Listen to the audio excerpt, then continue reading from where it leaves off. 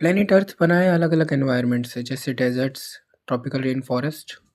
पर पिछली 3 सदियों से ये जूझ रहा है पोल्यूशन से।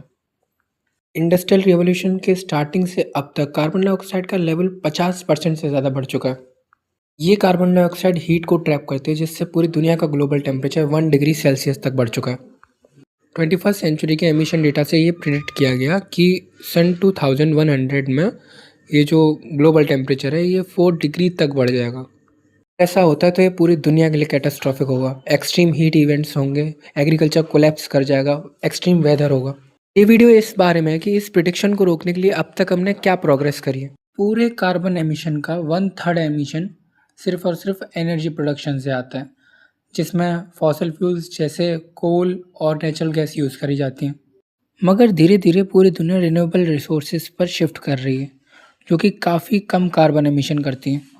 पूरी दुनिया में जितनी भी बिजली बनती है उसमें से 30% इस समय रिन्यूएबल रिसोर्सेज से बन रही है। पर ये पूरा ग्लोबल एवरेज है। अलग अलग कंट्रीज़ का परसेंटेज अलग अलग है। जैसे यूरेका वो अपनी 90% तक इलेक्ट्रिसिटी हाइड्रो पावर और विंड से बना रहा है। साउथ ऑस्ट्रेलिया एम करता है 2027 तक 100% रिन्यूएबल एनर्जी पर शिफ्ट करने के लिए। यूके 2030 तक क्लीन ग्रिड पर शिफ्ट करने के लिए एम करता है। इंडिया एम करता है 10 मिलियन घरों को रूफटॉप सोलर पावर से एनर्जी देना 2030 तक। यहाँ पर सबसे बड़ा प्लेयर है चाइना। पूरी दुनिया में सोलर और विंड की जितनी टेक्नोलॉजीज बनती हैं उनसे डबल चाइना अकेला बनाता है, और चाइना ही हर कंट्री से ज़्यादा एमिट करता है कार्बन, जिसकी वजह से चाइना धीरे धीरे कोल का यूज़ करना कम कर रहा है। इलेक्ट्रिसिटी के बाद कार्बन एमिशंस के अगले तो सबसे बड़े कारण हैं हीटिंग और ट्रांसपोर्ट। अब ये भी धीरे धीरे शिफ्ट हो रहा है। जैसे नॉर्वे में लोग ज़्यादातर इलेक्ट्रिक हीटर्स का यूज़ कर रहे हैं, और पिछले साल नॉर्वे में खरीदी गई हर 10 में से 9 गाड़ियाँ ईवी थी। और इस समय चाइना में बेचने वाली भी ज़्यादातर गाड़ियाँ या तो हाइब्रिड हैं या तो इलेक्ट्रिक हैं। और नॉर्वे और चाइना में ऐसा हो इसलिए रहा है क्योंकि वहाँ पर इलेक्ट्रिसिटी बहुत चीप है।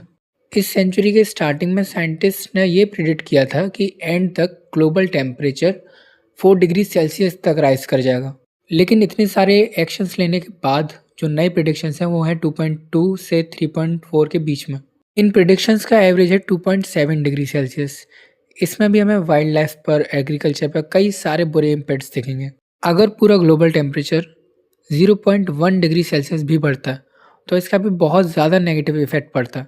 अगर पूरी दुनिया के देशों ने जो 2030 तक अपने टारगेट्स रखे हैं उसको अचीव कर लेते हैं तो हम करीबन 2.1 डिग्री तक ही ग्लोबल टेम्परेचर को राइज करेंगे इस सदी के अंत तक। पूरी दुनिया में डिफॉरेस्टेशन को रोकने के लिए भी कई सारे प्रोजेक्ट्स चल रहे हैं, जैसे 1 बिलियन ट्रीज न्यूजीलैंड